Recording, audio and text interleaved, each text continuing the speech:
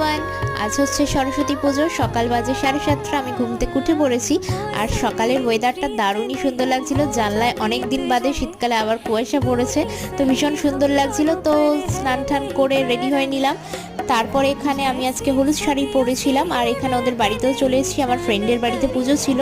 আর তারপর এখানে আমরা একটু ফটো টটো তুলে নিলাম আর তুলে নেওয়ার পরে চলে আসলাম লাঞ্চ করতে। আর সবাই মিলে লাঞ্চে করলাম খিচুড়ি, আলুর দম, চাটনি, পাঁপড়, মিষ্টি। আর সরস্বতী পুজো মানেই তো খিচুড়ি ভীষণ ভালো লাগে। তো তারপর এখানে তো দুপুরের লাঞ্চ সেরে নেওয়ার পরে বিকালে চাটা খেয়ে নিলাম আর তারপরে চলে আসলাম আমার বাড়িতে। ওর বাড়ি আর আমার বাড়ি একদমই কাছাকাছি। তো তারপরে আর ড্রেসটা চেঞ্জ করে চলে আসলাম চাউম্যানে রাতের ডিনারটা করতে সবাই মিলে। তো এই তো ফটো ফটো একটু তুলছিলাম আর তার সাথে রাতের ডিনারটা করলাম চাউম্যানের, যেটা স্পেশাল অল টাইম ফেভারিট আমার, ড্রামস অফ হেভেন। এর সাথে নিয়েছিলাম নুডলস। আর এই তো রাতে ডিনারটা কমপ্লিট করলাম। তোমরা কিন্তু ভিডিওটা ভালো লাগলে লাইক করো।